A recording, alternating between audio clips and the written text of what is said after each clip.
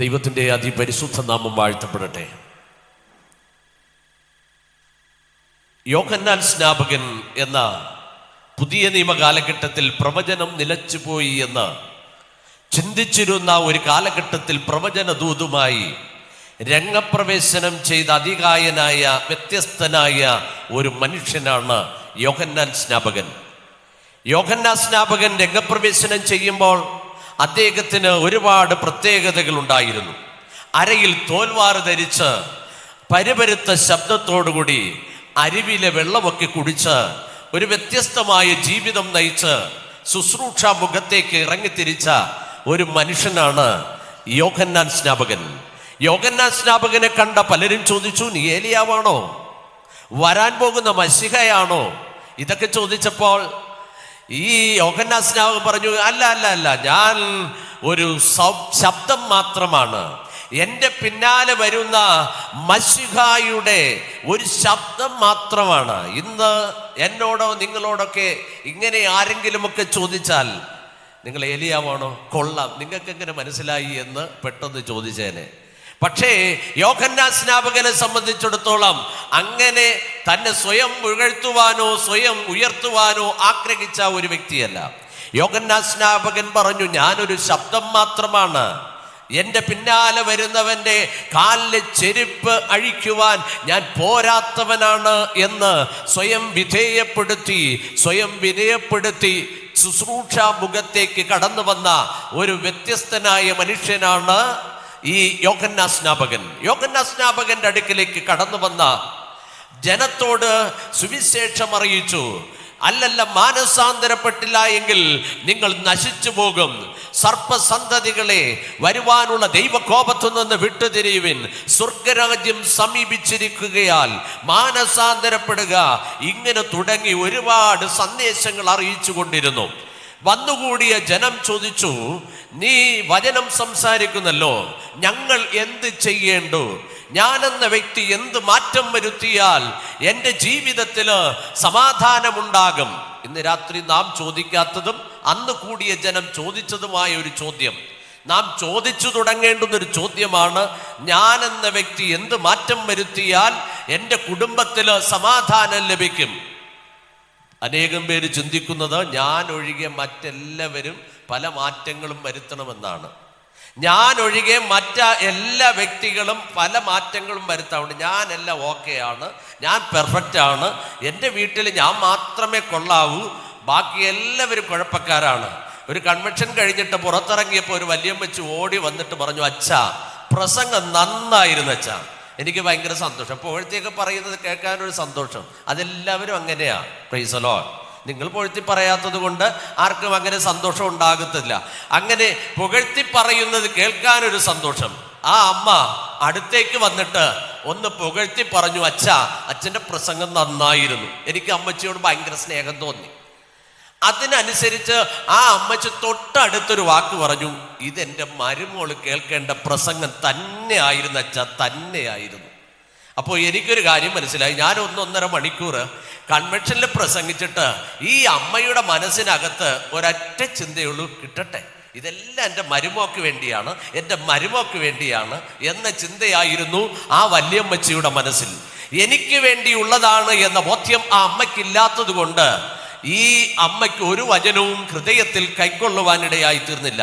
ഇന്ന് രാത്രിയിലും ഇങ്ങനെ മുൻവിധിയോടുകൂടെ ആരെങ്കിലും വചനം കേൾക്കുന്നുവെങ്കിൽ അത് മാറ്റിവെച്ചിട്ട് ഇവിടെ യോഹന്നാൻ സ്നാപകന്റെ അടുക്കിലേക്ക് കടന്നു വന്ന ജനം ചോദിച്ചതുപോലെ, ഞാൻ എന്ന വ്യക്തി എന്തു മാറ്റം വരുത്തിയാൽ എൻ്റെ കൊച്ചു കുടുംബത്തിൽ സമാധാനമുണ്ടാകും? ഏറെ നാളുകൾ കൊണ്ട് സമാധാനം നഷ്ടപ്പെട്ടു പോയ, സന്തോഷം നിഷേധിക്കപ്പെട്ട ഏതെങ്കിലും കുടുംബ ജീവിതങ്ങൾ, വ്യക്തി ജീവിതങ്ങൾ ഈ ശബ്ദം കേൾക്കുന്നുവെങ്കിൽ ഞാൻ ഒഴികെ മറ്റെല്ലാവരും മാറ്റം വരുത്തണം എന്ന ചിന്ത മാറ്റിയിട്ട് ഞാൻ എന്ത് മാറ്റം വരുത്തിയാൽ, എൻ്റെ ജീവിതത്തിൽ എന്ത് വ്യത്യസ്തത വരുത്തിയാൽ എൻ്റെ കൊച്ചു കുടുംബം സ്വർഗരാജ്യമാക്കാൻ കഴിയും എന്ന് സ്വയം പരിശോധിച്ചുകൊണ്ട്, സ്വയം ശോധന ചെയ്തുകൊണ്ട് രൂപാന്തരത്തിലേക്ക് നയിക്കുന്നത് ഇന്നിൻ്റെ അനുഗ്രഹമായിരിക്കും എന്ന് ഓർപ്പിച്ചുകൊണ്ട് ഞാൻ ആ ഭാഗത്തുനിന്ന് മുമ്പോട്ട് പോവുകയാണ്. അങ്ങനെ ഈ യോഹന്നാൻ സ്നാപകന്റെ അടുക്കലേക്ക് വന്ന ജനവും അങ്ങനെ തന്നെ ചോദിച്ചു, ഞങ്ങൾ എന്ത് ചെയ്യേണ്ടു? വന്നുകൂടിയ ജനത്തോട് പറഞ്ഞു, നിങ്ങൾ ചുങ്കക്കാരോട് പറഞ്ഞു അധികമൊന്നും പിരിക്കരുത്, പട്ടാളക്കാരോട് പറഞ്ഞു ആരെയും ബലാത്കാരം ചെയ്യരുത്. അങ്ങനെ ഞങ്ങൾ എന്ത് മാറ്റം വരുത്തണമെന്ന് ചോദിച്ചവരോട് 2 വസ്ത്രമുള്ളവൻ 1 ഇല്ലാത്തവന് കൊടുക്കട്ടെ. ലൂക്കോസ് 3:10 അത് വ്യക്തമായി പഠിപ്പിക്കുകയാണ്. അങ്ങനെ മനുഷ്യ ജീവിതത്തിൽ എന്തൊക്കെയാണോ ചെയ്യേണ്ടത് എന്നുള്ളതിനെ കുറിച്ചും ചെയ്യാൻ പാടില്ലാത്തതിനെ കുറിച്ചും ഈ യോഹന്നാൻ സ്നാപകൻ വ്യക്തമായി മറ്റുള്ളവരോട് പങ്കുവെച്ച വചനം കേട്ടവരൊക്കെയും മാനസാന്തരപ്പെട്ടവരൊക്കെയും സ്നാനപ്പെടുത്തി അങ്ങനെ സുവിശേഷം അറിയിച്ചു കൊണ്ട് നിൽക്കുമ്പോൾ തൊട്ടുമുന്നിലൂടെ ഒരു മനുഷ്യൻ നടന്നു നീങ്ങിയ മനുഷ്യന്റെ മുമ്പിലേക്ക് യേശുവിനെ വിരൽ ചൂണ്ടിയിട്ട് ഇപ്രകാരം യോഹന്നാൻ സ്നാപകൻ വിളിച്ചു പറഞ്ഞു, ദേ ഇതാ ലോകത്തിന്റെ പാപം ചുമക്കുന്ന ദൈവത്തിന്റെ കുഞ്ഞാട്, ഇതാ ലോകത്തിന്റെ പാപം ചുമക്കുന്ന ദൈവത്തിന്റെ കുഞ്ഞാട്. യഹൂദന്മാരെ സംബന്ധിച്ചിടത്തോളം പാലസ്തീന്റെ വിരിമാറിലൂടെ അനേകം ആടുകളെ മേയിച്ചുകൊണ്ട്, അനേകം ആട്ടുപറ്റങ്ങളെ ഒരുമിച്ച് മേയിച്ചുകൊണ്ട് നടക്കുന്ന ഇടയനെയും ആട്ടിൻ കൂട്ടത്തെയും പരിചിതമാണ്, അവർക്ക് സുപരിചിതമാണ്. അങ്ങനെ ആട്ടിൻകൂട്ടത്തെ മേയിച്ചുകൊണ്ട് നടക്കുന്ന ഈ ജനത്തെ നോക്കിയിട്ട് പറഞ്ഞു, ഇതാ ലോകത്തിന്റെ പാപം ചുമക്കുന്ന ദൈവത്തിന്റെ കുഞ്ഞാട്. യേശു ക്രിസ്തുവിനെ നോക്കിയിട്ട് ഇതാ ലോകത്തിന്റെ പാപത്തെ ചുമക്കുന്ന ദൈവത്തിന്റെ കുഞ്ഞാട് എന്ന് പറയുവാൻ കാരണം, ഉൽപ്പത്തി പുസ്തകത്തിൽ മുതൽ വെളിപാട് പുസ്തകം വരെയും പഠിക്കുമ്പോൾ അനേകം കുഞ്ഞാടുകളെ കുറിച്ച് രേഖപ്പെടുത്തിയിട്ടുണ്ട്. അറുക്കപ്പെട്ട കുഞ്ഞാട്, യേശുവിനെ കുറിച്ച് പറയുവാൻ പറ്റിയ ഏറ്റവും വലിയ പരമയാഗമായി തീർന്ന യേശു ക്രിസ്തുവിനെ കുറിച്ച് പരാമർശിക്കുവാൻ വേദപുസ്തകത്തിൽ ആഗ്രഹിക്കുന്ന ഏറ്റവും പരമമായ ഒരു ആശയമാണ് അറുക്കപ്പെട്ട കുഞ്ഞാട്. യഹൂദന്മാരെ സംബന്ധിച്ചിടത്തോളം യാഗം കഴിക്കുന്നതിന് വേണ്ടി അവർ ആട്ടുകൊറ്റനെ തെരഞ്ഞെടുത്തിരുന്നു. പ്രാവുകളെയും പക്ഷികളെയും ഒക്കെയും യാഗം കഴിക്കുവാൻ കൊണ്ടുപോയി യാഗപീഠത്തിൽ കിടത്തും. പുരോഹിതൻ ഒരു വശത്ത് നിന്ന് യാഗപീഠത്തിൽ കിടക്കുന്ന യാഗവസ്തുവിനെ ബലിയർപ്പിച്ച് അതിനെ യാഗമർപ്പിക്കുമ്പോൾ അടുത്തു നിൽക്കുന്ന മനുഷ്യൻ അവൻ കൊണ്ടുവന്ന യാഗപീഠത്തിൽ കിടത്തിയിരിക്കുന്ന ആട്ടിൻകുട്ടിയെ കിടത്തി വെട്ടി നുറുക്കിയ ശേഷം ആ യാഗപീഠത്തിൽ കിടക്കുന്ന ആ യാഗമൃഗത്തിലേക്ക് വന്നു നിൽക്കുന്ന മനുഷ്യന്റെ പാപത്തെ മുഴുവനും ആവസിച്ച് കയറ്റിയിട്ട് ആ ബലിമൃഗത്തെ യാഗം അർപ്പിക്കുക സ്വാഭാവികമാണ്. അത് യഹൂദന്മാരുടെ ഒരു യാഗ അർപ്പണ രീതിയാണ്. അടുത്തു നിൽക്കുന്ന മനുഷ്യന്റെ പാപത്തെ മുഴുവനും ഈ പക്ഷിയുടെയോ മൃഗത്തിൻ്റെയോ മേൽ ആവസിച്ചിട്ട് അതിനെ ബലിയർപ്പിച്ചു കഴിഞ്ഞാൽ, യാഗം അർപ്പിച്ചു കഴിഞ്ഞാൽ ഇനി ആ മനുഷ്യൻ പാപി അല്ലാതെയായി മാറുകയാണ്. അങ്ങനെ പാപി അല്ലാതെയായി മാറുന്ന ആ മനുഷ്യൻ പാപവിമോചനം പ്രാപിച്ചു. അങ്ങനെ യാഗമർപ്പിച്ച് ബലിയർപ്പിച്ച് പാപമോചനം നേടിക്കൊണ്ടിരുന്ന ആ കാലഘട്ടത്തിലാണ് യോഹന്നാൻ സ്നാപകൻ യേശു ക്രിസ്തുവിനേക്ക് വിരൽ ചൂണ്ടിയിട്ട് പറഞ്ഞു, ഇതാ ലോകത്തിന്റെ പാപം ചുമക്കുന്ന ദൈവത്തിന്റെ കുഞ്ഞാട്. ഈ യഹൂദനായ ഒരു വ്യക്തിയുടെയോ അല്ല, ഈ ലോകത്ത് ജീവിക്കുന്ന ക്രിസ്ത്യാനികളുടെ അതല്ല, ഈ ലോകത്ത് ജനിച്ച് വളർത്തപ്പെട്ട ഏതെങ്കിലും ഒരു വ്യക്തിയല്ല, ഏതെങ്കിലും ഒരു സ്ഥലത്ത് ജീവിക്കുന്ന ഒരു വ്യക്തിയല്ല, ഏതെങ്കിലും ഒരു ഭാഷക്കാരന്റെ ദൈവമല്ല, ഇത് ക്രിസ്ത്യാനികളുടെ ദൈവമല്ല. പിന്നെയോ ഈ ലോകത്തിന്റെ മുഴുവൻ ജനത്തിന്റെയും പാപത്തെ ചുമക്കുന്ന യേശു ക്രിസ്തുവാകുന്ന അറുക്കപ്പെട്ട കുഞ്ഞാടാണ് എന്ന് അവിടെ വിളിച്ചു പറഞ്ഞു. ഇതാണ് ഈ വാക്കിന്റെ ഏറ്റവും പ്രധാനപ്പെട്ട അർത്ഥം. വേദപുസ്തകത്തിലെ ചില കുഞ്ഞാടുകളെ കുറിച്ച് വളരെ വേഗതയിൽ പറഞ്ഞ് ഞാൻ എൻ്റെ വാക്കുകൾക്ക് വിരാമം കുറിക്കുവാൻ താല്പര്യപ്പെടുകയാണ്. ഉൽപ്പത്തി പുസ്തകം 3:21 യഹോവയായ ദൈവം മനുഷ്യന് തോൽ കൊണ്ട് ഒരു അരയാട ഉണ്ടാക്കി കൊടുത്തു. ഉൽപ്പത്തി പുസ്തകം 3:21 യഹോവയായ ദൈവം മനുഷ്യന് തോൽ കൊണ്ട് ഒരു അരയാട ഉണ്ടാക്കി കൊടുത്തു. 7 വിധമായ ദൈവിക അനുഗ്രഹങ്ങൾ കൊണ്ട് നഗ്നത മറയ്ക്കപ്പെട്ടിരുന്ന ആദവും ഹവ്വയും പാപം ചെയ്തത് മുഖാന്തരം ഏദൻ തോട്ടത്തുനിന്ന് പുറത്താക്കപ്പെട്ടു. അവർ ധരിച്ചിരുന്ന വസ്ത്രം ഇതാണ്, ദൈവ സാമീപ്യം എന്ന വസ്ത്രം. ദൈവിക തേജസ്, നിത്യജീവൻ, പർദീസയുടെ ഉടമസ്ഥത, രാജ്യത്വം, പ്രവാചകത്വം, പൗരോഹിത്യം, ഇങ്ങനെ തുടങ്ങിയ 7 വസ്ത്രങ്ങൾ അവർക്ക് ദൈവം കൽപ്പിച്ചു കൊടുത്തിരുന്നു. പക്ഷേ ആ കൽപ്പിച്ചു കൊടുത്തിരുന്ന വസ്ത്രം ഒരു നിമിഷം കൊണ്ട് ചെയ്യരുത്, തിന്നരുത് എന്ന് പറഞ്ഞത്, തിന്നത് കാരണം, അവർ പാപത്തിന് അടിമപ്പെട്ടത് കാരണം ഏദൻ തോട്ടത്തുനിന്ന് പുറത്താക്കപ്പെട്ടു. ഏദൻ തോട്ടത്തുനിന്ന് പുറത്താക്കുന്നതിന് മുമ്പേ അവർ ചെയ്യരുത് എന്ന് പറഞ്ഞത് ചെയ്തത് കാരണമാണ്. നമുക്ക് ചരിത്രം അറിയാം. പാമ്പിന്റെ രൂപത്തിൽ പിശാച് കടന്നു വന്ന് ആ ആദമിനെയും ഹവ്വയെയും പറ്റിച്ച് അവർ തിന്നരുത് എന്ന് പറഞ്ഞത് തിന്നുവാനിടയായി തീർന്നു. അവർ നഗ്നരാണെന്ന് മനസ്സിലായപ്പോൾ അവർ അത്തിയില കൂട്ടിത്തുന്നി അരയാടെ ഉണ്ടാക്കുവാനൊക്കെ പരിശ്രമിച്ചെങ്കിലും അവർ നഗ്നരാകൊണ്ട് ഒളിച്ചു. ഞാൻ മനസ്സിലാക്കുന്നത്, ഈ അത്തിയിലേക്ക് കൂട്ടിത്തുന്നി വസ്ത്രം ഉണ്ടാക്കിയാൽ നല്ല വെയിലുറയ്ക്കുന്നത് വരെ ആ വസ്ത്രം ഉണ്ടാവത്തുള്ളൂ. അത്തിയില നിങ്ങൾ കണ്ടിട്ടുണ്ടോ എന്ന് അറിയത്തില്ല, എനിക്ക് നല്ല പരിചയമുണ്ട്. അത്തിയില കൊണ്ട് നല്ല വസ്ത്രം ഉണ്ടാക്കിയാൽ കുറേ സമയം കഴിയുമ്പോൾ അതിനെ ഉണങ്ങിപ്പോകും, ചുരുണ്ടുപോകും. ഇന്നാണെങ്കിൽ അതൊരു ഫാഷനായി തന്നെ. പക്ഷേ ആദമിന് ഹവ്വയ്ക്കും നാണമുണ്ടായിരുന്നത് കൊണ്ട് അവർ വീണ്ടും ഒളിച്ചു എന്നാണ് വേദപുസ്തകത്തിൽ പഠിപ്പിക്കുക. അങ്ങനെ ഒളിച്ചു നിൽക്കുന്ന ആദമിനെ ഹവ്വയെയും കണ്ടിട്ട് അവരെ വിളിച്ച് പുറത്തിറക്കിയിട്ട് അവരോട് ദൈവത്തിൻ്റെ കൽപ്പന അവർക്ക് കൊടുക്കുകയാണ്. അവർക്ക് അവരുടെ ജീവിതത്തിലെ ശാപം ഏറ്റുവാങ്ങിക്കൊണ്ട് ഏദൻ തോട്ടത്തുനിന്ന് പുറത്താകുകയാണ്. പോകുന്നതിന് മുമ്പേ ഒരു അരയാട ഉണ്ടാക്കി കൊടുത്തു. എന്താണ് അവർക്ക് കൊടുത്ത വസ്ത്രം? അവർക്ക് കൊടുത്ത വസ്ത്രം യഹോവയായ ദൈവം മനുഷ്യന് തോൽ കൊണ്ട് ഒരു അരയാട ഉണ്ടാക്കി കൊടുത്തു. ഞാൻ മനസ്സിലാക്കുന്നത്, ഒരാട്ടിൻകുട്ടിയെ അറുത്ത് അതിൻ്റെ തോൽ കൊണ്ട് ഈ ആദമിനും ഹവ്വയ്ക്കും അരയാട ഉണ്ടാക്കി വസ്ത്രമുണ്ടാക്കി കൊടുത്തു.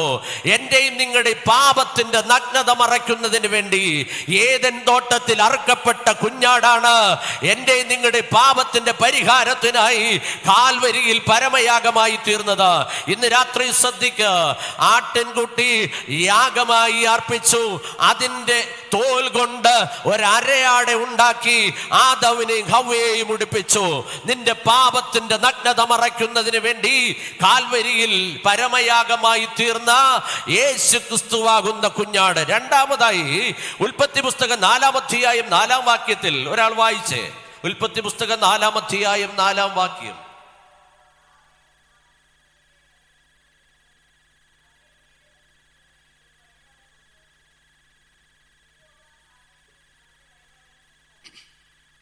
രണ്ടുപേര് യാഗമർപ്പിക്കുകയാണ്. ഒന്ന് ഹാബേൽ, മറ്റൊന്ന് കയീൻ.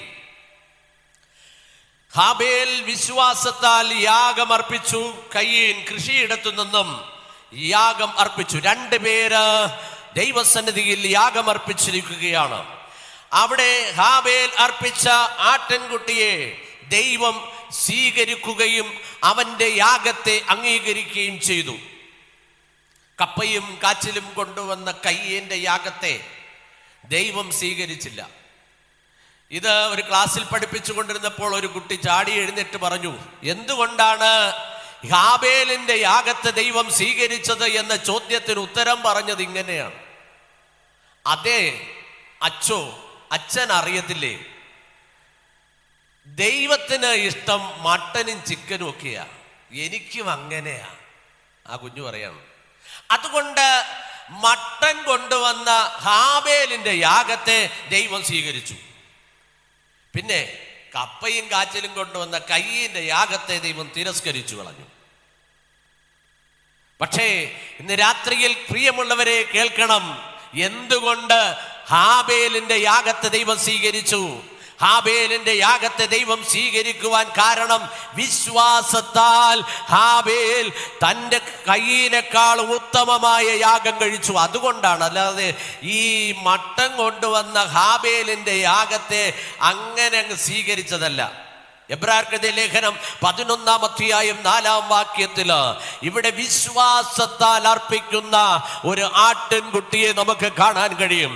അവന്റെ ജീവിതത്തിൽ വിശ്വാസത്താൽ അർപ്പിക്കുന്ന ആ യാഗം നമുക്ക് വിശ്വാസത്താലും അർപ്പിക്കാം, ഇതൊരു ചടങ്ങായിട്ടും അർപ്പിക്കാം. ഇവിടെ 2 ഹൗസുകളുണ്ട് എന്ന് ഞാൻ മനസ്സിലാക്കിയാണ്, നിങ്ങളെ വിമർശിക്കുകയല്ല, നല്ല കാര്യമാണ്. നിങ്ങൾ ഉത്സാഹത്തോടെ ഈ കാര്യങ്ങളൊക്കെ ഭംഗിയായിട്ട് ചെയ്യുകയാണ്. ഈ ഹൗസുകൾ നിങ്ങൾ വളരെ സന്തോഷത്തോടെ ഏറ്റെടുത്ത് കാര്യങ്ങളൊക്കെ ചെയ്യുമ്പോൾ നിങ്ങൾ അച്ഛൻ പറഞ്ഞതല്ലേ ചെയ്തല്ലേ പറ്റുള്ളൂ, എന്നും ചെയ്യാം, ഇത് ഞങ്ങളുടെ ശുശ്രൂഷയാണ്, ഇത് ഞങ്ങൾ ചെയ്യേണ്ട കാര്യമാണ് എന്ന് വിചാരിച്ച് നിങ്ങൾക്കും ചെയ്യാം. Hallelujah, hallelujah. എത്ര പേർക്ക് മനസ്സിലായി? ഒരു പാട്ട് പാടാനായിട്ട് നിങ്ങളെ ക്ഷണിച്ചു, പാടാനായിട്ട് അവസരം കിട്ടിയപ്പോൾ നിങ്ങൾ പാടുകയാണ്. പാടാൻ വിളിച്ചതല്ലേ, എന്നാ പാടിയേക്കാം എന്ന് വിചാരിച്ച് പാടുകയല്ല. ഇത് ഞാൻ എൻ്റെ ദൈവത്തിന് മഹത്വം കരേറ്റുവാൻ വേണ്ടി പാടുകയാണ്. ഈ സ്വമേധ സുവിശേഷ വേലയ്ക്ക്, ഈ ആരാധനയ്ക്ക് എല്ലാ മാസവും നടക്കുകയാണല്ലോ, എന്തായാലും ഒന്ന് പോയേക്കാം എന്ന് വിചാരിച്ചും വരാം. ഇത് എൻ്റെ ശുശ്രൂഷയാണ് എന്ന് ചിന്തിച്ചും ശുശ്രൂഷ ചെയ്യാം. Praise the Lord. ഇവിടെ വന്നിരിക്കുന്ന എൻ്റെ സഹോദരങ്ങളെല്ലാം അങ്ങനെ വിശ്വാസത്താൽ നിലനിൽക്കുന്നവരാണ് എന്ന് അഭിമാനത്തോടെ ഞാൻ പറയട്ടെ. Praise the Lord. എൻ്റെ സ്തോത്രം പറയുന്നില്ലല്ലോ. ഹല്ലേലൂയ. വിശ്വാസത്താൽ നിങ്ങൾ ഈ ആരാധനയിൽ കടന്നു വന്നപ്പോ ഇന്ന് രാവിലെ മുതൽ ഒരുപാട് തിരക്കുകൾ നിങ്ങൾക്കുണ്ടായിരിക്കാം. ആരാധനയിൽ നിങ്ങൾക്ക് വൈകുന്നേരം പങ്കെടുത്തതിന് പിന്നിൽ ഒരു ത്യാഗം അതിൻ്റെ പിന്നിലുണ്ട്. നിങ്ങൾക്ക് വീട്ടിൽ വേണമെങ്കിൽ ഇരിക്കാം, റെസ്റ്റ് എടുക്കാനുള്ള സമയമുണ്ടായിരുന്നു, TV കാണാനുള്ള സമയമുണ്ടായിരുന്നു, ഒരുപാട് കാര്യങ്ങളൊക്കെ ക്രമീകരിക്കാമായിരുന്നു. പക്ഷേ ഇന്ന് രാത്രിയിൽ ആരാധനയ്ക്കായി നിങ്ങൾ ഓടിക്കൂടിയതിൻ്റെ പിന്നിൽ ഒരു വിശ്വാസത്തിന്റെ അളവുണ്ട്. ആ വിശ്വാസത്തെ കാണുന്നൊരു ദൈവമുണ്ട്. അവൻ നിങ്ങളെ അനുഗ്രഹിക്കും. Praise the Lord. ആത്മാർത്ഥമായി ദൈവത്തിന്റെ സന്നിധി മുട്ടുമടക്കിയിട്ടുള്ള ഒരു വ്യക്തിയും പരാജയപ്പെട്ടു പോയിട്ടില്ല. ദൈവനാമത്തിന് വേണ്ടി ആത്മാർത്ഥമായിട്ട് ഒരു ചെറുവിരൽ അനക്കി നിങ്ങൾ പ്രയത്നിച്ചിട്ടുണ്ടെങ്കിൽ, ചെലവിട്ടിട്ടുണ്ടെങ്കിൽ, എൻ്റെ ദൈവത്തിന്റെ കണക്ക് പുസ്തകത്തിൽ അത് രേഖപ്പെടുത്തിയിരിക്കും എന്നുള്ളതിൽ യാതൊരു സംശയമില്ല. നിങ്ങൾ രാപകലില്ലാതെ വിയർപ്പ് ചിന്തി എൻ്റെ യേശുവിന് വേണ്ടി എന്തെങ്കിലും ചെയ്യുവാൻ തീരുമാനിച്ചാൽ, ആത്മാർത്ഥമായി വിശ്വസ്തയോടെ, ഇതാരെങ്കിലും ബോധ്യപ്പെടുത്താനല്ല, എൻ്റെ ദൈവത്തിന് വേണ്ടിയാണ് ഞാൻ എൻ്റെ ദൈവാലയത്തിൽ കൊടുക്കുന്നത് എന്ന ബോധ്യം നിങ്ങൾക്കുണ്ടെങ്കിൽ, ഹല്ലേലൂയ, ഇവിടെ നിങ്ങൾ ദശാംശം കൊടുക്കുന്നുവെങ്കിൽ, നിങ്ങൾ ദൈവനാമത്തിന് വേണ്ടി ചെലവിടുന്നുവെങ്കിൽ, നിങ്ങൾ ദൈവനാമത്തിന് വേണ്ടി ഈ കാണുന്ന പരിസരങ്ങളിൽ ഒരു ചുടുകല്ലെടുത്ത് മാറ്റിവെക്കുവാൻ നിങ്ങൾ തീരുമാനിക്കുന്നുവെങ്കിൽ, അടുത്ത മനുഷ്യനെ ബോധ്യപ്പെടുത്തിക്കൊണ്ടാകരുത് ഇത് എൻ്റെ ശുശ്രൂഷയാണ്, ഇത് എൻ്റെ ദൈവത്തിന് വേണ്ടി ഞാൻ ചെയ്യുന്ന ശുശ്രൂഷയാണ് എന്ന ബോധ്യം നിങ്ങൾക്കുണ്ടെങ്കിൽ വിശ്വാസത്തോടെ അത് ചെയ്യുവാൻ കഴിയും. ഹല്ലേലൂയ. അങ്ങനെ ഒരളവിൽ നിങ്ങൾ ശുശ്രൂഷയിൽ വളർന്നു വരണം. അങ്ങനെ ഒരളവിൽ ദൈവിക ശുശ്രൂഷയിൽ മുതിർന്നു വരണം. അങ്ങനെ നിങ്ങൾ പ്രാർത്ഥിക്കണം. പ്രാർത്ഥിക്കാൻ വേണ്ടി പ്രാർത്ഥിക്കുന്നവരാകരുത്, പ്രസംഗിക്കാൻ വേണ്ടി പ്രസംഗിക്കുന്നവരാകരുത്. ഇത് എൻ്റെ ദൈവത്തിന് വേണ്ടി ഞാൻ ചെയ്യുന്ന വലിയ ശുശ്രൂഷയാണെന്ന ആത്മസമർപ്പണത്തോടെ ശുശ്രൂഷ ചെയ്യുകയാണെങ്കിൽ അതിൻ്റെ അനുഗ്രഹം നിങ്ങളുടെ തലമുറകളില്, കുടുംബങ്ങളില്, നിത്യതയിൽ അനുഭവിക്കുവാനിടയായി തീരും. അതിന് സംശയമില്ല. വിശ്വാസത്താൽ ഹാബേൽ കയീന്റെ നിന്ന് ഉത്തമമായ യാഗം കഴിച്ചു. ഉൽപ്പത്തി പുസ്തകം 22-ാം അധ്യായം 13-ാം വാക്യത്തിൽ അവിടെ ഒരു യാഗത്തെ കുറിച്ച് കാണുവാൻ കഴിയും. പരിചിതമായ ഒരു ഭാഗം. ഉൽപ്പത്തി പുസ്തകം 22:13-ാം വാക്യം. ആ ചരിത്രം നമുക്കറിയാം. അബ്രഹാമിന് 100 വയസ്സായി, സാറയ്ക്ക് 90 വയസ്സായി. വാർദ്ധക്യത്തിലെത്തിയിട്ടും മക്കളില്ലാതിരുന്ന അബ്രഹാമിനെ വിളിച്ചിറക്കിയിട്ട് വീട്ടിന്റെ പുറത്ത് നിർത്തിയിട്ട് അബ്രഹാമിനോട് പറഞ്ഞു, അബ്രഹാമേ, നീ ആകാശത്തിലേക്കൊന്ന് നോക്ക്. അവൻ ആകാശത്തിലേക്കൊന്ന് ഉറ്റുനോക്കി. നീ എന്താ കാണുന്നത്? നക്ഷത്രങ്ങളെ കാണുകയാണ്, ഒന്ന് എണ്ണി നോക്കാൻ പറഞ്ഞു. അബ്രഹാം ഒരറ്റത്തുനിന്ന് എണ്ണിയിട്ടുണ്ടാവും. ചിലപ്പോഴൊക്കെ നമ്മൾ എണ്ണി നോക്കും. ആ നക്ഷത്രങ്ങൾ ഒരറ്റത്തുകൂടി എണ്ണി കുറച്ചു ദൂരം എത്തുമ്പോൾ എണ്ണം തെറ്റിപ്പോകും. അപ്പോൾ അബ്രഹാമിനൊരു ഒരു കാര്യം മനസ്സിലായി, എനിക്ക് എണ്ണാൻ പറ്റത്തില്ല എന്ന്. അതിനുശേഷം അബ്രഹാമിനോട് പറഞ്ഞു, നീ മണൽത്തരിയെ ഒന്ന് എണ്ണി നോക്ക്, നിനക്ക് എണ്ണാൻ പറ്റുമോ? ഇല്ല. അങ്ങനെയാണെങ്കിൽ ആകാശത്തിലെ നക്ഷത്രത്തെ പോലെയും ഭൂമിയിലെ മണൽത്തരി പോലെയും നിന്റെ സന്തതിയെ ഞാൻ വലുതാക്കും, അനുഗ്രഹിക്കപ്പെട്ട തലമുറയെ തരുമെന്ന്. പക്ഷെ കാത്തിരുന്ന് വാർദ്ധക്യത്തിലെത്തിയപ്പോ വയസ്സുകാലത്ത് ഇസ്ഹാക്കിന് ദൈവം കൊടുത്തു. ഇസ്ഹാക്കിനെ കിട്ടിയപ്പോ നമുക്ക് കിട്ടാതിരുന്ന് കിട്ടിയാൽ കുഞ്ഞുങ്ങളുടെ വില എന്താണെന്ന് ഇച്ചിരി ലേറ്റായി കിട്ടിയവർക്കൊക്കെ അറിയാൻ പറ്റും. Praise the Lord. തക്ക സമയത്ത് കിട്ടിയാൽ അറിയാൻ പറ്റില്ല. ഒരു ആഗ്രഹിക്കുന്ന സമയത്ത് കുഞ്ഞുങ്ങളെ കിട്ടാതെ വന്ന് 1-2 വർഷം കാത്തിരുന്ന് കിട്ടിയാൽ ആ കുഞ്ഞിന് ഭയങ്കര വിലയായിരിക്കും. ആ കുഞ്ഞിനോട് ഒരുപാട് സ്നേഹമുണ്ടാകും, ഒരുപാട് കൺസേൺ ഉണ്ടാകും, ഒരുപാട് സ്നേഹിക്കുവാനിടയായി തീരും. ഒരു മാതാപിതാക്കളെ സംബന്ധിച്ചിടത്തോളം അതാണ്. ഇല്ലെങ്കിൽ സ്നേഹം ഉണ്ടാകും, എങ്കിലും ആ കുഞ്ഞിനോട് കുറെ കൂടി ഒരു ചിന്ത ഉണ്ടാകും, വളർത്താൻ, ആ കുഞ്ഞിനെ താലോലിക്കാൻ, താരാട്ട് പാടാൻ. ഇസ്ഹാക്ക് ഇങ്ങനെ വളർന്നു വരികയാണ്. എന്തൊരു സന്തോഷം എന്നറിയാം. നിങ്ങൾ ചിന്തിച്ചു നോക്ക്. ഇസ്ഹാക്ക് കൈ വളരുന്നുണ്ടോ, കാല് വളരുന്നുണ്ടോ, ചിരിക്കുന്നുണ്ടോ, നടക്കുന്നുണ്ടോ? ഒരു കുഞ്ഞിനെ കിട്ടിക്കഴിഞ്ഞാൽ ആ കുഞ്ഞ് സംസാരിക്കുന്നതും ആ കുഞ്ഞ് എഴുന്നേറ്റ് നടക്കുന്നതും ഒന്ന് പപ്പ എന്ന് വിളിക്കാൻ കേൾക്കുന്നതൊക്കെ എന്തൊരു സന്തോഷമാണെന്നറിയാമോ? Praise the Lord. ചിലര് അതിനെ ആഘോഷമായി ഒരു ആഘോഷമാക്കി മാറ്റുന്നവരുണ്ട്. എൻ്റെ കുഞ്ഞ് എന്നെ അപ്പാ എന്ന് വിളിച്ചു, പ്രൈസ് ദി ലോർഡ്, എന്നെ അമ്മ എന്ന് വിളിച്ചു. എന്തൊരു സന്തോഷാ. ഹല്ലേലൂയ. ഇത് സന്തോഷമൊന്നുമില്ലേ? ദൈവമേ, നിങ്ങൾ എന്തേ മിണ്ടാതിരിക്കുന്നേ? ഹല്ലേലൂയ. നിങ്ങൾക്കൊരു സന്തോഷം തോന്നൂലേ? അമ്മമാരെന്തേ മിണ്ടുന്നില്ല? നിങ്ങളുടെ മക്കൾ അമ്മ എന്ന് വിളിച്ചുകൊണ്ട് അടുത്ത് വരുമ്പോ ഒരു സന്തോഷം ഉണ്ടാവില്ലേ? ഉണ്ടാവും. അങ്ങനെയാണെങ്കിൽ ഈ അപ്പനും അമ്മയ്ക്കും ഭയങ്കര സന്തോഷമാണ്. ഈ കുഞ്ഞിനെ വളർത്തിക്കൊണ്ട് വരികയാണ്. കുറച്ചു ദിവസം കഴിഞ്ഞ് ഇവൻ അങ്ങോട്ടോടുന്നു ഇങ്ങോട്ടോടുന്നു, എന്തൊരു ബഹളം എന്നറിയാമോ? ഭയങ്കര കുസൃതിയാണ്. ഈ ഇസ്ഹാക്ക് ചാടി പൊടിച്ച് ബഹളം ഉണ്ടാക്കി ഓടി നടന്ന് വാർദ്ധക്യമുള്ള അപ്പന്റെ താടിയിലൊക്കെ പിടിച്ച് വലിച്ച് ആ അപ്പന്റെ ഉടുപ്പൊക്കെ വലിച്ച് അങ്ങനെ ഒരു വലിയ ബഹളം ഉണ്ടാക്കിക്കൊണ്ടിരിക്കുകയാണ്. അങ്ങനെ വളർത്തി ഈ കുഞ്ഞിന്റെ ചാട്ടവും ഓട്ടവും കളിയും ഒക്കെ കണ്ട് രസിച്ചിരിക്കുന്ന ഒരു രാവിലെ എൻ്റെ ദൈവം തമ്പുരാൻ അബ്രഹാമിനെ വിളിച്ചിട്ട് പറഞ്ഞു, അബ്രഹാമേ, നിന്റെ ഏകജാതനായ മകൻ ഇസ്ഹാക്കിനെ മോറിയ മലയിൽ എനിക്ക് വേണ്ടി യാഗം അർപ്പിക്കണം. Praise the Lord. ഇന്ന് രാത്രിയിൽ കേൾക്ക് പ്രിയമുള്ളവരെ, ആ കണ്ട് കൊതി തീരാത്ത, വളർത്തി കൊതി തീരാത്ത, ഓടി നടന്ന് ചിരിയും കളിയും കണ്ടുകൊണ്ടിരുന്ന ഇസ്ഹാക്കിനെ മോറിയ മലയിൽ കൊണ്ടുപോയി യാഗമർപ്പിക്കുവാനായിട്ട് ആവശ്യപ്പെടുമ്പോ ഈ അബ്രഹാമിന്റെ ഇടനെഞ്ചു തകർന്നു പോയ ഒരു വാർത്തയായിരുന്നു. പക്ഷേ ഈ കുഞ്ഞിനെക്കാളും കുഞ്ഞ് തന്ന ദൈവത്തെ അവൻ ആരാധിച്ചു, അവൻ വിശ്വസിച്ചു, അവൻ അതേ എന്ന് പറഞ്ഞു. അങ്ങനെ മോനെയും വിളിച്ചുകൊണ്ട് മോറിയ മലയിലേക്ക് പോകുകയാണ് യാഗമർപ്പിക്കാൻ വേണ്ടി. പോകുന്ന വഴിയിൽ പലതും കാണും. കുഞ്ഞുങ്ങളൊക്കെ ചോദിക്കുന്ന ചോദ്യങ്ങൾ ഒരുപാടുണ്ടാകും, ഇല്ലേ? അപ്പൻ്റെ അമ്മയുടെയും കൈപിടിച്ച് നടന്നു പോകുമ്പോൾ ഒരുപാട് ചോദ്യങ്ങളൊക്കെ അപ്പൻ്റെ കൂടെ ചോദിക്കാനായിട്ട് മക്കൾക്കുണ്ടാകും. പോകുന്ന വഴിയിൽ ചോദിക്കും, അപ്പ അതാരാണ്? അപ്പ ഇത് ആരാണ്? അമ്മ ഇതാരാണ്? ഈ മനുഷ്യനാരാണ്? ഈ കെട്ടിടം എന്താണ്? ഇത് അതെന്താണ് എന്നൊക്കെ ഒരുപാട് ചോദ്യം ചോദിക്കും. ഈ കുഞ്ഞുങ്ങൾ ചോദിക്കുന്ന ചോദ്യം ചോദിക്കുമ്പോൾ അപ്പനും അമ്മയും ആ ശബ്ദത്തിൽ തന്നെ അവരോട് ഉത്തരം പറയും. അതൊരു സന്തോഷമാണ്. കൊഞ്ചി ആ കുഞ്ഞുങ്ങളോട് ഉത്തരം പറയാനൊരു ആവേശമുണ്ടാകും. അബ്രഹാമും തൻ്റെ കയ്യിൽ പിടിച്ച് നടന്നു നീങ്ങുന്ന ഈ ഇസ്ഹാക്ക് ഒരുപാട് ചോദ്യം ചോദിച്ച ചോദ്യത്തിൻ്റെ ഇടയിൽ ഒരു ചോദ്യം, അപ്പ നമ്മൾ യാഗം കഴിക്കാൻ പോവുകയാണല്ലോ, അപ്പ വിറകുണ്ട്, കത്തിയുണ്ട്, തീയുണ്ട്, പക്ഷെ യാഗവസ്തു എവിടെയപ്പ? നമ്മൾ ഒരുപാട് യാഗം കഴിക്കാൻ വേണ്ടി പോയിട്ടുണ്ട്. പക്ഷേ അപ്പോഴൊക്കെ ആട്ടിൻകുട്ടിയൊക്കെ കൊണ്ടുവരാറുണ്ട്. പക്ഷെ ഇപ്പോൾ അപ്പൊ വിറകുണ്ട്, കത്തിയുണ്ട്, തീയുണ്ട്, പക്ഷെ അപ്പനിന് തെറ്റുപറ്റിയതാണോ എന്നറിയാൻ വേണ്ടി ചോദിച്ചതാണ്. ആ അപ്പൻ പറഞ്ഞു, മോനെ, അതൊക്കെ ദൈവം അവിടെ കരുതിക്കൊള്ളും.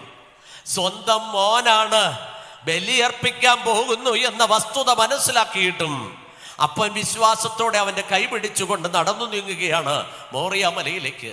പോകുന്ന യാത്രയിൽ ആ യാഗപീഠത്തിന്റെ അടുക്കലേക്ക് എത്തുമ്പോൾ ആ കൊച്ചുമോൻ വളരെ നിഷ്കളങ്കമായിട്ട് അവൻ ചുറ്റുപാടും നോക്കുകയാണ്. അപ്പൻ പറഞ്ഞിട്ടുണ്ട് യാഗപീഠത്തിന്റെ അടുക്കൽ എത്തുമ്പോൾ യാഗവസ്തു എത്തുമെന്ന്. യാഗമൃഗത്തെയാണ് അവൻ സൂക്ഷിച്ചു നോക്കുന്നത്. എവിടെയാണ് യാഗമൃഗം? താനാണ് യാഗമൃഗം എന്ന് മനസ്സിലാക്കാതെ ഈ കൊച്ചുമോൻ ചുറ്റുപാടും നോക്കുമ്പോ അപ്പന് മനസ്സിലായി, എൻ്റെ പൊന്നുമോൻ നോക്കുന്നത് മറ്റൊന്നുമല്ല, ഈ താൻ വെട്ടിക്കീറി മുറിച്ച് കൊല്ലുവാൻ ആഗ്രഹിക്കുന്ന ഈ യാഗമൃഗത്തെയാണ് അവൻ അന്വേഷിക്കുന്നത് എന്ന് ഈ അപ്പന് മനസ്സിലായി. അപ്പന് മനസ്സിലായിട്ട് ദൈവത്തിലുള്ള ആശ്രയം മുറുകെ പിടിച്ചിട്ട് തൻ്റെ മകന്റെ കയ്യിലേക്കൊന്ന് കയറി പിടിച്ചു. യാഗപീഠം പണി പൂർത്തീകരിച്ച ശേഷം ആ കൊച്ചുമോന്റെ കയ്യിലേക്ക് മുറുകെ പിടിച്ചു. മുറുകെ പിടിച്ച അപ്പൻ, ഈ മുറുകെ ഇത്രയും ശക്തിയായിട്ട് അപ്പൻ ഇതുവരെ പിടിച്ചിട്ടില്ല. അപ്പൻ എന്തിനാ ഇത്രയും വേദനിപ്പിച്ചുകൊണ്ട് എന്നെ പിടിക്കുന്നത്? ആ വേദന സഹിച്ചുകൊണ്ട് അപ്പന്റെ മുഖത്തേക്കൊന്ന് സൂക്ഷിച്ചു നോക്കി. നിന്റെ ജീവിതത്തിൽ ചില ശോധനകൾ കഠിനമായി വരുമ്പോ, നിനക്ക് താങ്ങുവാൻ കഴിയാത്ത വിധത്തിൽ നിന്നെ ഒന്ന് മുറുക്കി പിടിക്കുമ്പോൾ, നിന്റെ ജീവിതത്തിൽ പഴിയും ദുഷിയും നിന്ദയും കഷ്ടതയും ഒരുപാട് ഏൽക്കേണ്ടി വരുമ്പോൾ, നീ നിന്നെ മുറുകെ പിടിക്കുന്ന ചില നിമിഷങ്ങൾ കടന്നു വരുമ്പോ നമ്മുടെ കർത്താവിന്റെ മുഖത്തേക്കൊന്ന് സൂക്ഷിച്ചു നോക്കണം. ആ അപ്പന്റെ ചിന്ത ഇങ്ങനെയാണ്, എൻ്റെ പൊന്നുമോനാണ് യാഗമൃഗമെന്ന് കേൾക്കുമ്പോ,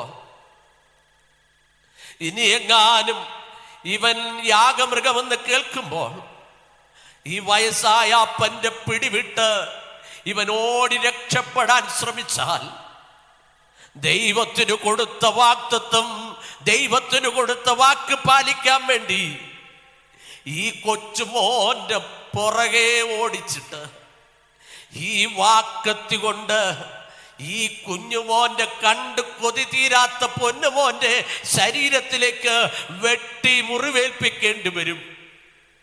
അതൊരപ്പനും സഹിക്കുകയില്ല. അതുകൊണ്ട് നിന്നേറെ സ്നേഹിക്കുന്നത് കൊണ്ട് നിന്നെ ചിലപ്പോൾ മുറുകെ പിടിക്കും. നിനക്ക് സഹിക്കാൻ പറ്റാത്ത വേദന വരുമ്പോ നീ അനുമനാഥനായ കർത്താവിന്റെ മുഖത്തേക്കൊന്ന് സൂക്ഷിച്ചു നോക്കണം. ഇവിടെ ഈ യാഗമൃഗം അവനാണെന്ന് മനസ്സിലായപ്പോ ഈ യാഗപീഠത്തിലേക്ക് കയറി കിടത്തി. ആ അപ്പനോട് പറഞ്ഞു, അപ്പാ, ഞാനാണ് യാഗമൃഗമെങ്കിൽ ഒരു കാര്യം ചെയ്യണം. ഒരുപക്ഷേ ജീവനുള്ള എൻ്റെ ശരീരത്തിൽ മൂർച്ചേറിയ വാളുകൊണ്ട് വെട്ടുമ്പോ വേദന സഹിക്കവയ്യാതെ എൻ്റെ അപ്പൻ്റെ കയ്യിലോ കാലിലോ ഞാൻ എൻ്റെ കൈ മാറിയടിച്ച് അപ്പന് വേദനിക്കുവാനിടയായിത്തീരും. അത് ഞാൻ ഒരിക്കലും സഹിക്കുകയില്ല. അതുകൊണ്ട് കൈയും കാലും പിടിച്ചു കെട്ടണം. കെട്ടി യാഗപീഠത്തിൽ കിടത്തി യാഗവസ്തുവായി ഇതാ ഇസഹാക്കിനെ വെട്ടുവാൻ ഓങ്ങുമ്പോ, ദൈവം മറഞ്ഞിരിക്കുന്ന ദൈവമല്ല. അബ്രഹാമേ, അബ്രഹാമേ, ബാലന്റെ മേൽ കൈവയ്ക്കരുത്. ഞാൻ ചിന്തിക്കുന്നത് ഈ അബ്രഹാമിന്റെ കയ്യിലിരുന്ന വാളൊക്കെയും ദൂരേക്ക് മാറിക്കാണും. ആ പൊന്നുമോനെ കെട്ടിപ്പിടിച്ച് തെരുതെരെ ചുംബിച്ചിട്ടുണ്ടാകും. കെട്ടുകൾ അഴിച്ച് മോചിപ്പിച്ച ഈസഹാക്ക് ചാടി ഇറങ്ങിയിട്ട് രക്ഷപ്പെട്ട ഒരു സന്തോഷത്തോടെ അപ്പനെ കെട്ടിപ്പിടിച്ചിട്ട് തെരുതെരെ ചുംബിച്ചിട്ടുണ്ടാകും. തിരിഞ്ഞു നോക്കുമ്പോ ഒരു കാട്ടുവള്ളിയിൽ ചുറ്റി ഒരു ആട്ടിൻകുട്ടി കിടപ്പുണ്ട്. ആ ആട്ടിൻകുട്ടിയെ തൂക്കിയെടുത്ത് യാഗപീഠത്തിലേക്ക് കൊണ്ട് നിർത്തിയ ശേഷം, ഇത് വേദപുസ്തകത്തിൽ എൻ്റെ ഭാവനയെ ചിന്തിക്കുകയാണ്, ആ ആട്ടിൻകുട്ടിയോടൊരു ചോദ്യം ഈ മകൻ ചോദിച്ചിട്ടുണ്ടാകും. എന്തിനാ ആട്ടിൻകുട്ടി നീ ഇപ്പോൾ ഇവിടെ വന്നത്? നീ എന്തിനാ ഇപ്പോൾ ഇവിടെ വന്നത്? നീ കുറച്ച് സമയം കഴിഞ്ഞിട്ടായിരുന്നു ഇവിടെ വന്നതെങ്കിൽ ഈ യാഗപീഠത്തിൽ കിടന്ന് ഞാൻ മരിക്കുമായിരുന്നല്ലോ. എന്തിനു വേണ്ടി നീ ഇവിടെ വന്നു? അപ്പോൾ ആട്ടിൻകുട്ടി തൻ്റെ ഭാഷയിൽ ഇങ്ങനെ പറഞ്ഞിട്ടുണ്ടാകും, അല്ലയോ ഇസഹാക്കേ, ഞാൻ യാദൃച്ഛികമായി ഇവിടെ വന്നതല്ല. പിന്നെ നിന്റെ ദൈവം എൻ്റെ ദൈവം, നീ മരിക്കേണ്ട സ്ഥാനത്ത് മരിക്കേണ്ടതിന് കാലേ കൂട്ടി എന്നെ ഇവിടേക്ക് അയച്ചതാണ്. നീ മരിക്കേണ്ട സ്ഥാനത്ത് മരിക്കേണ്ടതിന് വേണ്ടി, പരമയാഗമായി തീരേണ്ടതിന് വേണ്ടി എന്നെ ദൈവം ഇവിടെ അയച്ചതാണ്. എൻ്റെ പ്രിയ സഹോദരങ്ങളെ, 2000 വർഷങ്ങൾക്ക് മുമ്പായി സർവമാനവരാശിയുടെ പാപത്തിന്റെ ഉദ്ധാരണത്തിന് വേണ്ടി ഞാനും നിങ്ങളും മരിക്കേണ്ട സ്ഥാനത്ത് പരമയാഗമായി തീർന്ന, കണ്ടാൽ ആളല്ല എന്ന് തോന്നുന്ന വിധത്തിൽ വികൃത രൂപനാക്കി മാറ്റി യേശു ക്രിസ്തുവാകുന്ന അറുക്കപ്പെട്ട കുഞ്ഞാട് യാദൃച്ഛികമായി ഈ ലോകത്തിലേക്ക് വന്നതല്ല. മാനവരാശിയുടെ വീണ്ടെടുപ്പിന് വേണ്ടി തന്റെ ഏകജാതനായ പുത്രനിൽ വിശ്വസിക്കുന്ന ഏവനും നശിച്ചു പോകാതെ നിത്യജീവൻ പ്രാപിക്കേണ്ടതിന് ദൈവം യേശുവിനെ നൽകുവാൻ തക്കവണ്ണം ലോകത്തെ സ്നേഹിച്ചു. യേശു ക്രിസ്തുവിൽ വിശ്വസിക്കുന്ന ഏത് മനുഷ്യനും നശിച്ചു പോകാതെ നിത്യജീവൻ പ്രാപിക്കേണ്ടതിന്. Hallelujah, hallelujah. എന്റെ പ്രിയ സഹോദരങ്ങളെ, അതുകൊണ്ട് ഈ മോറിയാമലയിൽ നമുക്ക് വേണ്ടി യാഗമായി അർപ്പിച്ച ഈ ഇസഹാക്കിന് പകരമായി യാഗമായി അർപ്പിക്കുവാൻ കടന്നു വന്ന അറുക്കപ്പെട്ട കുഞ്ഞാട് നിന്റെയും എന്റെയും പാപത്തെ ചുമന്നൊഴിക്കുവാൻ ഈ ലോകത്തിലേക്ക് താണിറങ്ങി വന്നവനാണ്. യേശുവും ഇസഹാക്കുമായിട്ട് ചില സാമ്യതകൾ അവിടെ കാണാൻ കഴിയും. യേശു ജനിച്ചത് അത്ഭുതമായിട്ടാണ്. ഹല്ലേലൂയ. യേശു ജനിച്ചത് കന്യക ഗർഭിണിയായി ഒരു മകനെ പ്രസവിച്ചു. അത്ഭുതമാണ്, സംഭവിക്കാത്തതാണ്. 90 വയസ്സ് കഴിഞ്ഞ സാറ തന്റെ പുത്രോത്പാദനം നിലച്ചുപോയ കാലഘട്ടത്തിൽ ഈ ഗർഭിണിയാകും എന്ന് കേട്ടപ്പോൾ ചിരിച്ചതാണ് സാറ. ഒരിക്കലും സംഭവിക്കുകയില്ല, ഈ കാലഘട്ടത്തിൽ ഒരു കുഞ്ഞിന് ജന്മം നൽകുവാൻ എനിക്ക് കഴിയില്ല എന്ന് അസാധ്യമെന്ന് പറഞ്ഞതായ നിമിഷത്തിൽ അസാധ്യങ്ങളെ സാധ്യമായതാണ് ഇസഹാക്ക് ഈ ഭൂമിയിൽ ജനിക്കുവാനിടയായി തീർന്നത്. ഇവിടെ യേശു ഒരു മലയിലേക്ക് പോയി, ഗോൽഗോഥ മലയിൽ മരിക്കുന്നതിന്, യാഗമർപ്പിക്കുന്നതിന് വേണ്ടി യേശുവിനെ കൊണ്ടുപോയി. ഇവിടെ മോറിയ മലയിലേക്ക് ഈ ഇസഹാക്കിനെ ബലിയർപ്പിക്കുന്നതിന് വേണ്ടി കൊണ്ടുപോവുകയാണ്. യേശുവിന്റെ മുതുകിൽ ഒരു വിറകുകെട്ടുണ്ടായിരുന്നു. ആ വിറകുകെട്ട് ആ പച്ച മരക്കുരിശാണ്. ആ വിറകുകെട്ട് താൻ ചുമന്നുകൊണ്ട് ചുമക്കാൻ പറ്റാതെ വീണും എഴുന്നേറ്റും ആ മരക്കുരിശ് എടുത്തുകൊണ്ട് നടന്ന യേശു ക്രിസ്തുവിനെ നമുക്ക് കാണാൻ കഴിയും. ഇസഹാക്കിന്റെ ചുമലിലും ഒരു വിറകുകെട്ടുണ്ടായിരുന്നു. ആ വിറകുകെട്ടിൽ കിടത്തിയാണ് യാഗമർപ്പിക്കുവാനായി ആരംഭിച്ചത്. യാഗമർപ്പിച്ചിട്ട് തിരിച്ചു വരുന്നത് 3 ദിവസത്തെ പിന്നിട്ടിട്ടാണ്. 3 ദിവസം കഴിഞ്ഞ് ഇസഹാക്ക് അപ്പനുമായി ബലി കഴിച്ച് വീട്ടിലെത്തുകയാണ്. വീട്ടിലെത്തുമ്പോൾ ഒരു മരണ വീട്ടിന്റെ തുല്യമായിരിക്കുകയാണ് അവിടെ അമ്മയും അവിടെയുള്ള എല്ലാ ജോലിക്കാരും.